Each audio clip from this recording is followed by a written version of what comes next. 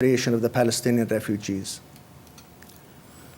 Even since then, we've had the bombardment of Lebanon in 2006 with 1,200 dead. This is what South Beirut looked like in 2006. This is what Gaza looked like, some of the casualties in 2008, in December 2008. And again, Israel was found responsible to have used inappropriate force against Hamas and the people of Gaza, but they rejected the charge and said that the policy was biased and unfair. Then we had the attack on the flotilla, and the United Nations Commission found that the Israelis had used excessive force and it was unreasonable. Israel said that these people were wielding knives and pipes, and we had no choice but to kill 9 of them. I guess it's possible that people in the high seas can throw metal pipes and knives at the coast of Israel, several hundred miles away. So now we have 193 members. It is the intention, I understand, and John will elaborate on this further, that we have the option of either going through with the Security Council membership application that will give the Palestinians full right as a state, or they can go through the General Assembly. If they go through the General Assembly, they ultimately require a 2/3 majority. So therefore, 129 of 193. Apparently, we're getting very close to this number. Again, you'll have to appeal to the people's consciousness and fairness to see if they will vote in favor of this. The other option is if they are unable to get this approved through the Security Council, they can, instead of remaining as an observer state, they could go potentially into an observer state rather than observer entity. Currently, they are now an observer entity, but they could be promoted to the rank of observer state, which would give them more rights and privileges.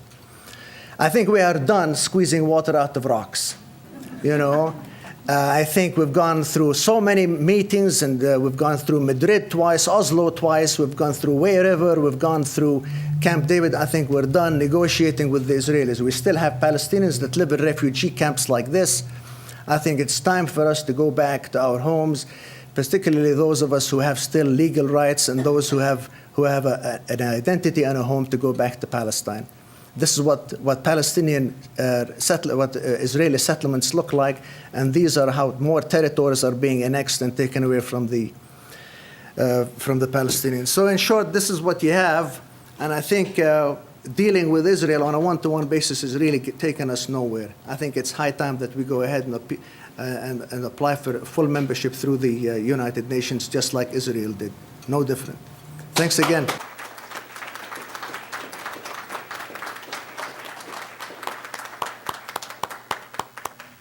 Mrs. Gurney.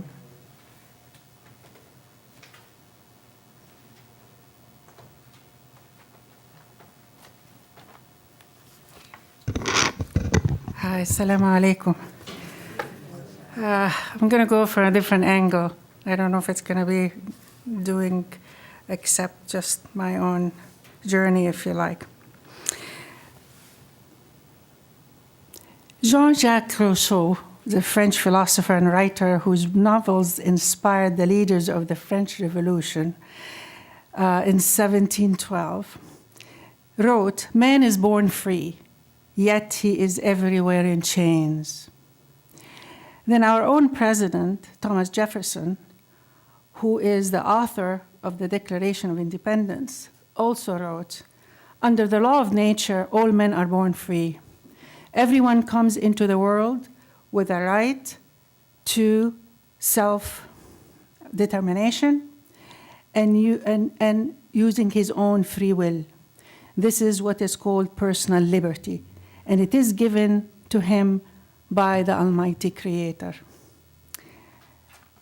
I was asked to talk a little bit about our interfaith dialogue, and does it work, does it not work, why it does, and how could it work. So I'm going to be saying a couple of things from both the Holy Quran as well as from the Bible to remind us, both Christians, Jews, and Muslims, of what really our scriptures are saying to us and how can we live it.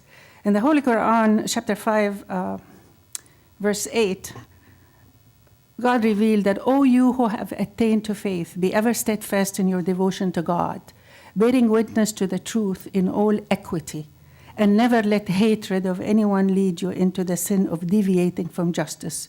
Be just. This is closest to being God conscious, and remain conscious of God. Verily, God is aware of all that you do. In Isaiah chapter 10, verse 1 to 4, woe to those who make unjust laws, to those who issue oppressive decrees, to deprive the poor of their rights and withhold justice from the oppressed of my people, making widows their prey and robbing the fatherless. What will you do on the day of reckoning, when disaster comes from afar? To whom will you run for help? Where will you leave your riches? Nothing will remain but to cringe among the captives or fall among the slain. Yet for all this, his anger is not turned away. His hand is still upraised. The world is actually at the dawn of a potential new page in the history of the Holy Lands. One that if Israel and those pro-Israeli voices everywhere in the world are smart, they'll take advantage of. It's an opportunity, and it can be lost very soon. The region all across the state of Israel is flowing with freedom seekers, from Egypt to Tunisia to Libya to Jordan to Bahrain, and the list goes on. So of those who are for equity and two states, if it's not too late, but if two-state solution, really think there is no way in heaven that the status quo will remain with all this going around the state of Israel. It will be more and more isolated. And people, if I've seen what happened in Egypt, whether you agree with it or not, their expression or not, it is growing. That is a thorn in the Arab heart. And the way they have been expressing it so far in many parts of the region surrounding the Holy Lands, and I'm going to keep calling the area of the Holy Lands because it is the Holy Lands, is peacefully, even facing guns and bullets. So I truly believe, from watching what happened in Egypt in January and what's going on, and in, of course, Syria and others, that the case is a very good time for both people across the aisle to come together and get really serious. The history has already been very wonderfully covered by Dr. Hitchen. As far as today is actually the International Day of Democracy, as you all know. So Palestinians, after decades of attempts to end the brutal and oppressive and unjust occupations, is attempting another way, of a peaceful way, of resolving their long-awaited struggle for freedom. Interfaith efforts can be a very strong methodology, if you like, to at least hear each other's voices of why this is important. One of the most important, of course, is the Christian voices for peace, but there are also Jewish voices for peace that one has to give also credit to, and their numbers is increasing both within the state of Israel as well as in our own country. It is difficult to speak on issues of Israel if you are a Muslim speaking to a Jewish person, especially if the Jewish person has always looked at the whole issue from one side. And it's the same vice versa. If you are a Muslim, Arab, it is difficult to speak about this very emotional issue. For me personally, the two wars that happened between Egypt and Israel, I've lost some friends since we have mandated, we have a draft in Egypt to this day. There's 17, 18-year-olds that were my neighbors, they were my brother's best friends. We had people that were actually very good friends who are from the Coptic community, were held, who was an officer and was held and tortured in Israel prisons after the 1967 war. Each one of us from the region have had a personal story of a loss. That doesn't mean that Israelis do not have their own story of losses. So it takes patience to speak about such an emotional issue when you're speaking to, in this country, to groups or individuals who feel very strongly about the status quo and what is happening with the state of Israel. It is a threat. But once you build respect and trust, I believe it is possible. It's slow, but it can happen. And actually, it may very well be one way for us in this country to reach some sort of behind-the-scene voice to strengthen that entire hope for solution for that impasse between Israelis and Palestinians. And finally, I'm going to just end with what many years ago Mohandas Gandhi said. A small body of determined spirits, fired by an unquenchable faith in their mission, can alter the course of history. So can the Palestinian people and their supporters here in the US and globally. Wassalamu alaikum.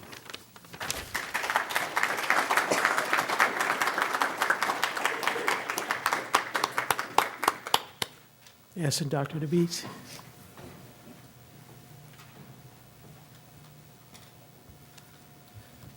Well, good evening, everybody. And first of all, I would like to thank Julia and Jason and the People for Justice in Palestine for putting together this great event. So from Ramallah, from Palestine to Iowa, I congratulate you, all of you, as a matter of fact. And I would like to start with a very simple message from the National Campaign for Palestine State number 194. And this message is very personal from me to you. As the coordinator for the national campaign in the United States, I like to call on you to stand as you have done in the past by Palestinian people. We call on you to lend Palestine your voice in campaigning for the overdue recognition of the state of Palestine and supports its bid for membership in the United Nations. Help us secure an effective and positive collective action by the international community that would bring the Middle East closer to a just and lasting peace. That will be my message to you today, that will be my message to you tomorrow, and it will be my message to you for years to come. It is an honor for me to stand up here and talk to you about and update you about the situation at the United Nations, especially for the bid and the United Nations bid. Every day I spend my hours from 12 midnight till almost 6 o'clock in the morning on the phone and or emails with the Palestinian government back in Palestine and talking also to PLO officials and the national director of what we call the National Campaign for Palestine State number 194. I spoke to them before I came here, and I will tell you one thing. We are going all the way. We are going next week. We will have a big demonstrations in New York. I will be there. We'll raise the Palestinian flag. We will call for independent Palestinian state as Palestine State number 194 in the United Nations. Whether the Israelis like that or not, whether President Obama like that or not, we are going all the way. And that's our message to everyone.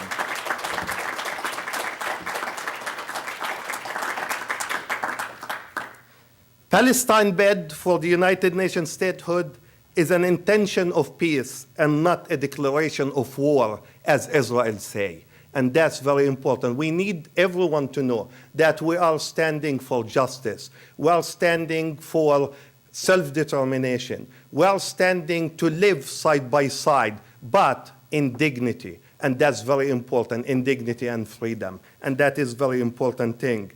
Remember that going to United Nations for recognition is a Palestinian right that cannot be negotiated. No matter what they want to say, we will be going next week. And I will assure you that President Mahmoud Abbas, after he delivers his speech next week on Friday the 23rd, he will be asking the United Nations to make a move, to make a decision on the Palestinian state to join the United Nations as the Palestinian state 194.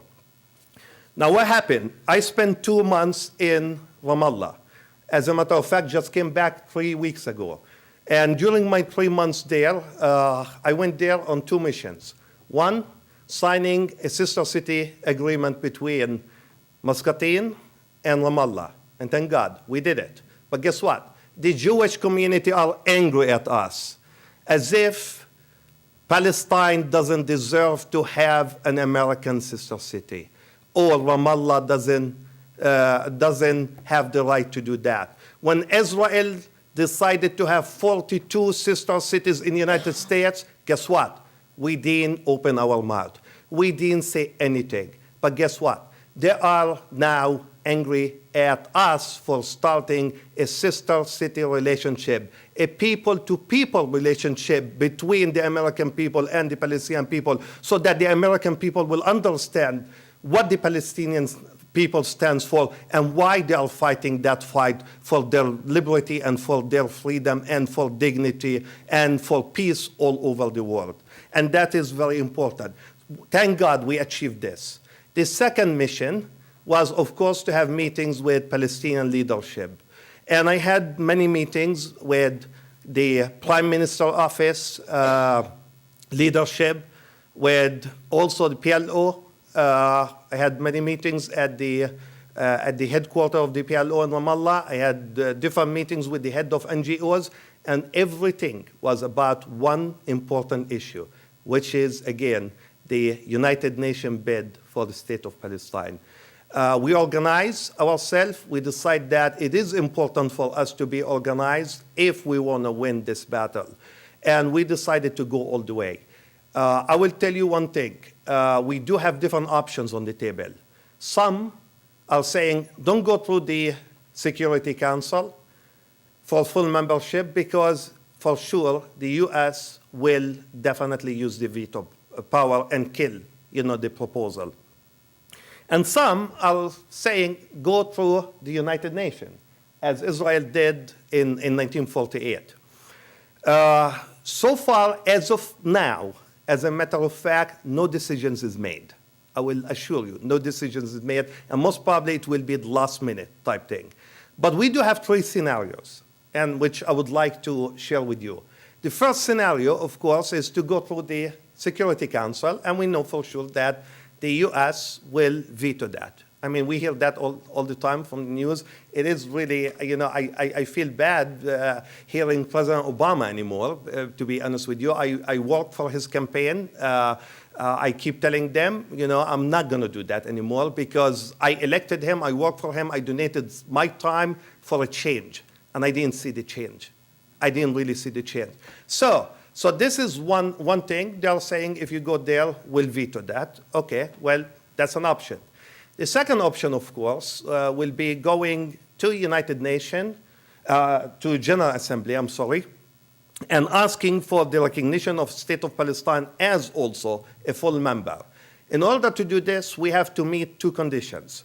One is 2/3 of the membership, 2/3 of the 193, which is 129 countries, has to vote yes for that.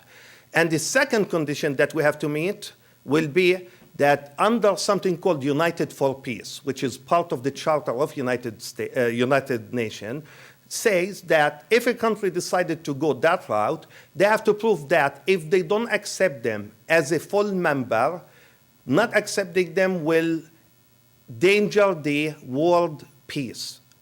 There are a lot of experts, legal experts are working on that. Also, if we decided to go last minute that route, everything will be ready also for us. And of course, the third option, which is the least favorite one for me as a person, but it still will be much better than staying as an observer, will be to go for a non-member state. The only country that is a non-member state right now is Vatican. So we'll share that with the Vatican. It used to be around like a list of 20 countries. And all of them got out of that into like a full membership now. And if we decided to go that route, there will be us and Vatican only have that. Now, the good thing about that is that once you are moving from observer to what we call a non-member state, with that you get a lot of advantages. Let's face it, if Palestinians wants to take an issue to Security Council or General Assembly, guess what? We have to take it through a different country. Let's say we have to go to an Arab country or whatever country and say, okay, please take that on our behalf. If we become a non-member state, we don't need to do that. We can go straight to the issue. Not just that, this will give us also the advantage of also serving on many organizations that are part of the United Nations too. Whether it's the UNESCO seat, for example, if we decided to run for a UNESCO seat in the future or whatsoever. So we can do that too. So it has a lot of advantages. And of course, the biggest advantage, if we decided to go that route, is very simple. All what we need is 50% plus one majority. That's all. We don't even need the two-thirds of whoever is at the United Nations at that point. So for example, if we call for a vote and we had only 60 countries represented there, we only need 31 to vote yes for that, and we become a non-member state. So it's very simple to start with. To be honest with you, I wish I can give you an answer. I cannot really say which option we will be. We're still having this discussion day and night, and I'm sure at some point later on in the near future, we have to decide again. We are getting ready. We are working on too many events, and I will encourage each one of you in each community, especially next Friday, as we will lead the big demonstrations and rally in New York in front of the United Nations to support President Abbas while he is speaking in front of the General Assembly, and while he is asking countries all over to accept Palestine as the 194th country to join the United Nations. I really encourage all of you to go into the streets here in Iowa City and raise the flag, raise the Palestinian flag, and chant for Palestine, because Palestine represents life. Palestine represents every beauty that you can imagine in the whole world, because we need Palestine to be part of the international community, because that's what the healthy move should be. And that's very important.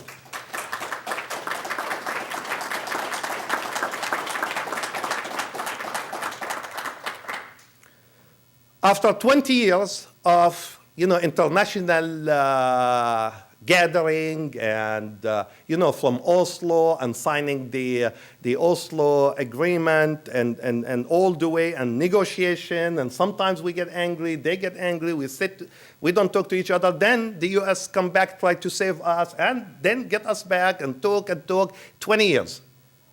We say enough is enough.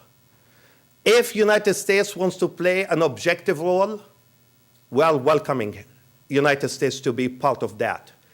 But we're not going to accept to be pulled outside now the international community and the international gathering just to sit with Israel another 100 years and still see in our eyes our land confiscated, and more Palestinians are getting killed, and more Palestinians cannot even go and visit Palestine, and I'm one of them. I couldn't go to Palestine for 16 years because the Israelis decided that I'm not able to go there. And it took me 16 years fighting in court to get my residency back, and thank God I did last year. I went there last year. This year, I went there, but guess what? It was a great visit, but guess what? They had to make my visit miserable too. The Israelis, I think, way of making Palestinians' life miserable is well known. And everybody needs to know that. And everybody in the streets, at colleges, at university, in the church, anywhere, everybody has to understand that the Israelis are making Palestinians' life miserable. I have to be interrogated going through the bridge. I have to be interrogated leaving the country also out of the bridge, just for no reason, just because I'm Palestinian. And even though I feel an honor to be a Palestinian American, but guess what? Guess what? To me, as Palestine is my country, America is my country. I do differentiate, and I would like to tell you one thing. The Palestinian people and the Arab people